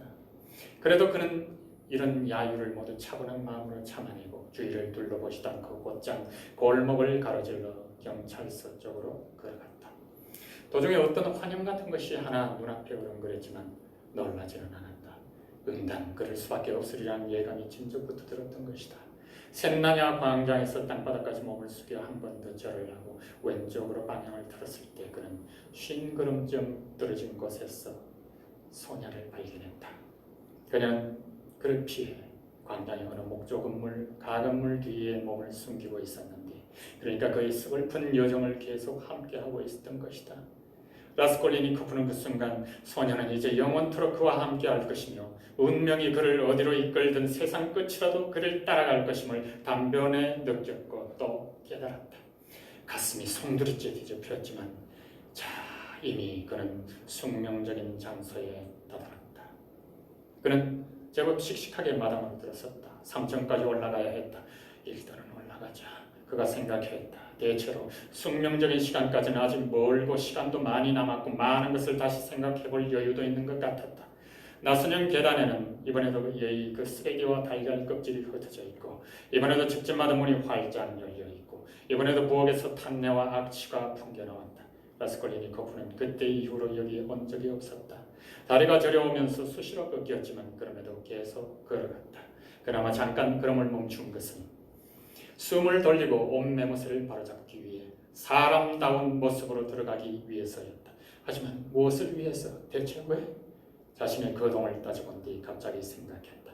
어차피 잔을 마셔야 한다는 죄도 상관없지 않은가? 더러울수록 더 좋다. 그 순간 머릿속에서 일리아 페드로비치 포로의 모습이 오른거렸다. 과연 정말로 이 양반에게 가야 할까? 다른 사람에게 가면 안 될까? 니코진 포미치에게 가면 안 될까? 지금 당장 방향을 틀어 곧장 경찰서장의 집으로 간다면 그러면 적어도 가족적인 방식으로 마무리되지 않을까? 아니다. 포로에게 가자. 기왕지산 마실 바에는 단숨에 마셔버리자. 냉정을 되찾고 정신이 좀 들자. 그는 경찰서 문을 열었다.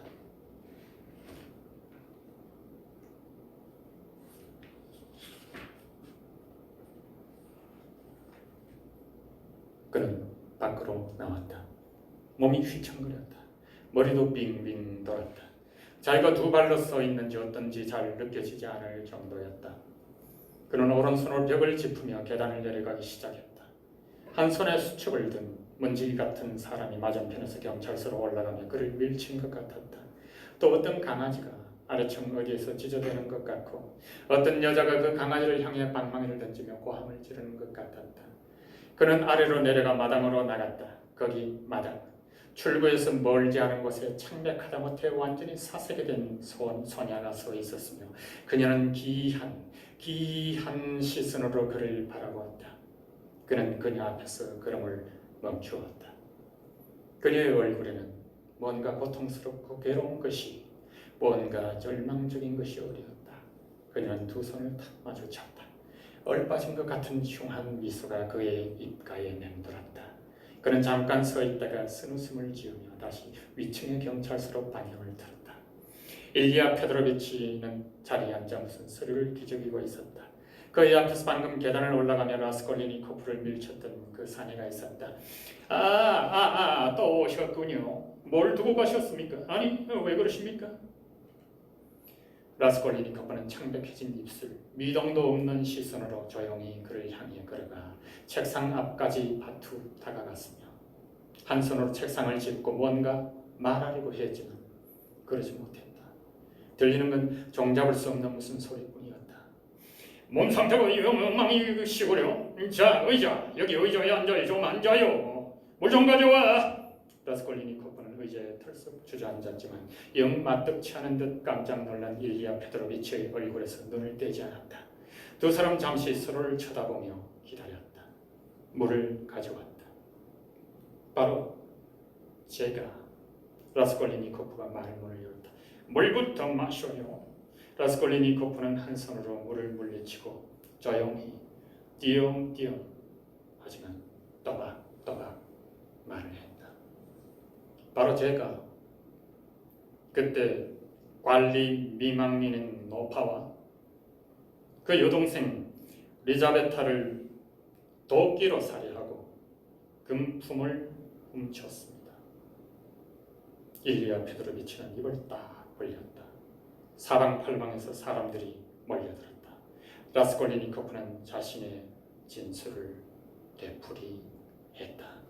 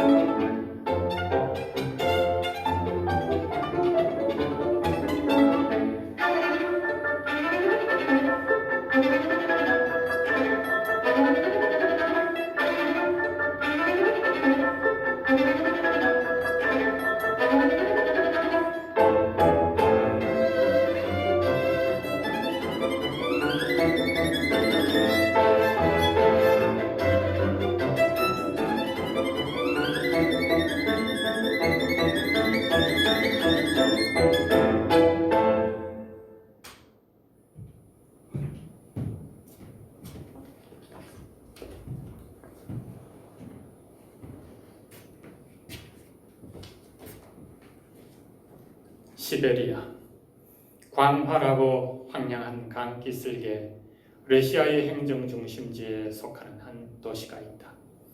도시에는 요새가 있고 요새에는 감옥이 있다. 이 감옥에 제2급 유형수로 라스콜리니코프가 벌써 9달째 수감되어 있었다. 그가 범행을 저지른 날로부터 거의 1년 반의 세월이 흘렀다.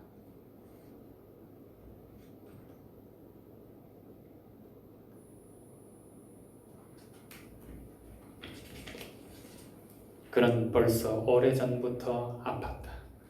하지만 그를 꺾은 것은 유형 생활의 공포도 노역도 음식도 삭발한 머리도 누더기 옷도 아니었다. 이런 모든 고통과 괴로움은 안중에도 없었다. 오히려 노역을 달가워했을 정도였다. 노역을 하느라 육체적으로 지쳐버리면 적어도 몇 시간은 달콤한 숙면을 취할 수 있었다.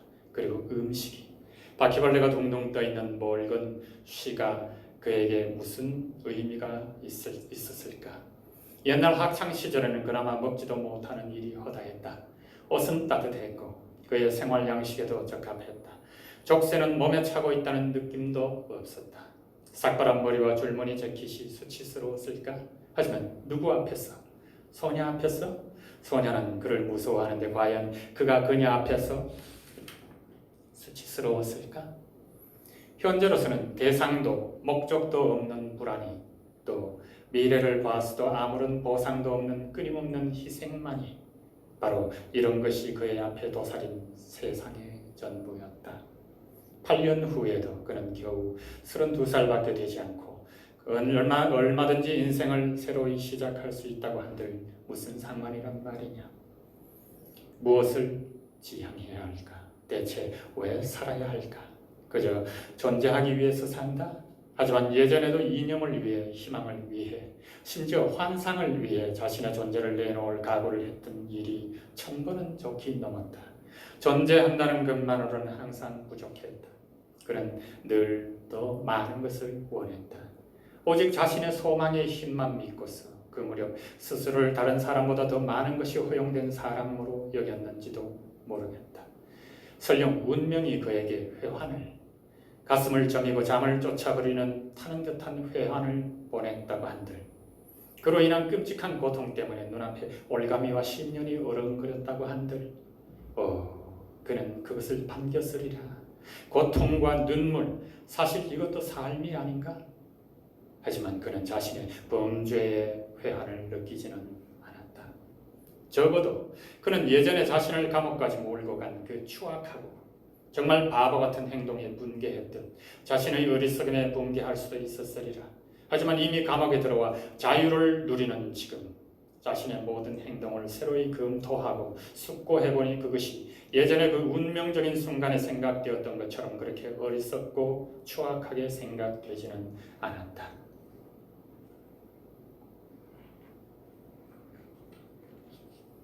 포근하고 화창한 봄날의 연속이었다. 죄수 병동에서는 창문을 열어젖혔다.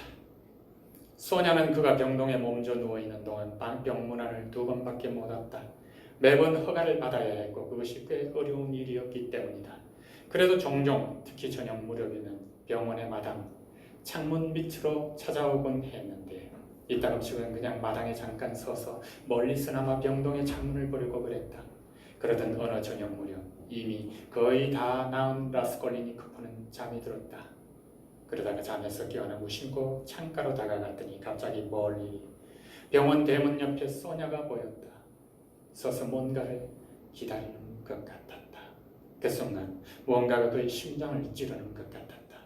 그는 몸을 부르르 떨며 얼른 창가에서 물러난다. 다음 날 소녀는 오지 않았고 그 다음 날도 마찬가지였다. 그는 자기가 염려하는 마음으로 그녀를 기다리고 있음을 인지했다. 마침내 그는 퇴원했다. 감옥에 왔어야 소피아 세묘노브나가 몸져 눕는 바람에 문밖 출입을 못한다는 것을 죄수들을 통해 알게 되었다.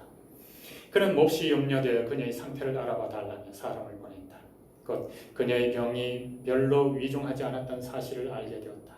소녀는 또 그녀대로 그가 자기를 몹시 그리워하고 걱정한다는 사실을 알게 되자 연필로 쓴 쪽지를 보내 병세는 한결 좋아졌으며 병은 그냥 별것 아닌 가벼운 감기였을 뿐이라고 그야말로 조만간 작업장으로 그를 만나러 가겠다고 알려왔다.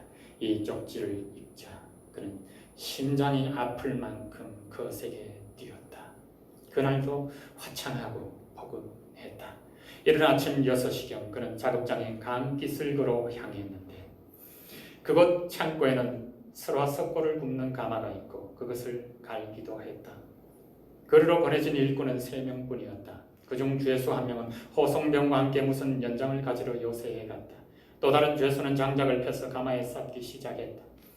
라스콜리니코프는 창고에서 강기슭으로 나온 다음 창고 옆에 쌓아놓은 통나무 위에 앉아 광활하고 황량한 강을 바라보기 시작했다. 높이 솟은 강기슭에서 광활한 주변 전경이 한눈에 들어왔다. 맞은편의 먼 강기슭에서는 노랫소리가 어렴풋이 들려왔다.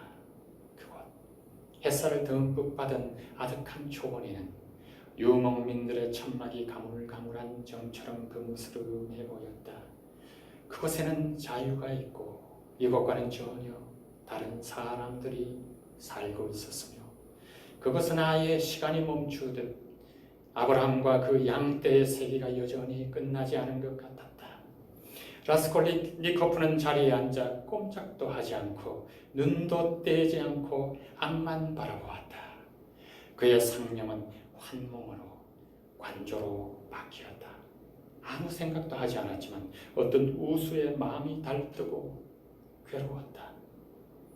갑자기 그의 옆에 소녀가 와 있었다. 살금원이 다가와 나란히 앉은 것이었다. 몹시 이른 시각이라 아침에 냉기가 채 가시지 않았다. 그녀는 예의 그 빛바랜 낡은 망토 코트를 입고 초록색 쇼를 두르고 있었다. 얼굴은 아직 병색이 가시지 않아 헬쓱하고 창백하고 수척해 있었다. 그녀는 그에게 기쁨에 상냥한 미소를 지었지만 그래도 평소처럼 조심스레 한 손을 내밀었다. 그녀는 항상 조심스레 한 손을 내밀었는데 어떨 때는 그가 자기를 뿌리칠까 두려운 나머지 아예 그것마저도 하지 않았다. 그는 항상 혐오감 같은 것을 보이며 그녀의 손을 잡았고 항상 신경질이 난 사람처럼 그녀를 맞이했으며 어떨 때는 그녀가 와 있는 내내 고집스레 침묵만 고수했었다.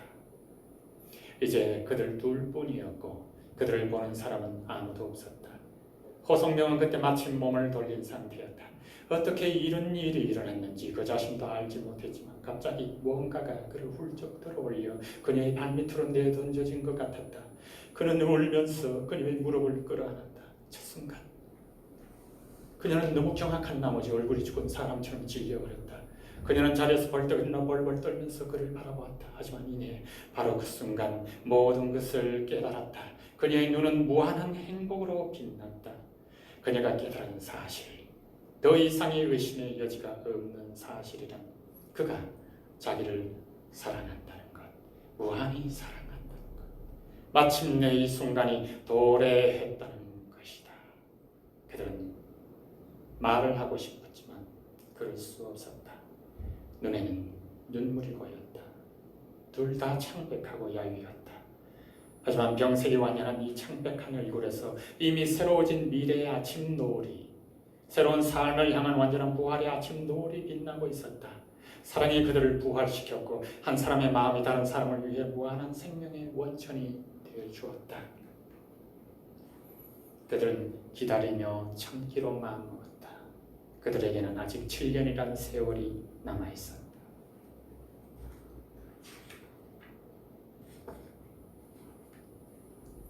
그의 베개 밑에는 복음서가 놓여 있었다. 그는 이것을 기계적으로 집어들었다. 이 책은 그녀의 것으로 그에게 라자로의 부활 부분을 읽어준 바로 그 책이었다. 여형 생활 초기에 그는 그녀가 종교 문제로 자기를 괴롭힐 것이라고 복음서 얘기를 꺼내고 그런 책을 강요할 것이라고 생각했다. 하지만 대단히 놀랍게도 그녀는 한 번도 그런 얘기를 꺼낸 적이 없었고 복음서를 구한 적도 없었다. 병이 나기 얼마 전 그가 먼저 부탁을 했고 그녀는 그 책을 말없이 갖다 주었다. 그때 이후 그는 여태껏 펴보지도 않고 있었다. 지금도 그것을 펴보지 않았지만 머릿속에는 한 가지 생각이 번뜩였다. 과연 그녀의 신념이 이제 나의 신념이 될 수는 없을까? 적어도 그녀의 감정, 그녀의 갈망이라도. 그녀는 그날 하루 종일 달떠 있었고 밤에는 심지어 병이 재발했다. 하지만 그녀는 너무도 행복하여 그의 자신의 행복을 소스라치게 놀랄 정도였다. 이제 겨우 7년? 이 행복이 막 시작됐을 무렵 어떤 순간에는 그들 둘 다 이 7년을 7일처럼 바라볼 준비가 되어 있었다. 심지어 그는 새로운 삶이 그저 주어지지 않는다는 것도, 그것을 사기 위해 비싼 값을 치러야 하고 그 대가를 지불하기 위해 앞으로 위대한 업적을 일으켜야 한다는 것도 모를 정도였다. 하지만 여기서 이미 새로운 이야기가, 한 인간이 점차 새로워지는 이야기가, 점차 다시 태어나는 이야기, 점차 하나의 세계에서 다른 세계로 옮겨가 여태껏 전혀 몰랐던 새로운 현실을 알아가는 이야기가 시작되고